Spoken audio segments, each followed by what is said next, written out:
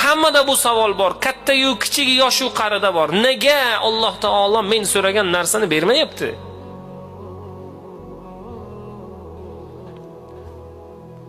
Ularga shunday javob beramiz. Shifokor kasal bo'lganingizda siz xohlagan dorini bersa, tuzalasizmi? Yo'q. Bolangiz kasal. Nimani xohlaydi? Shirinlik xohlaydi. Shirin dori xohlaydi. Lekin shirinlik va shirin dori uni tuzatmaydi, birodar.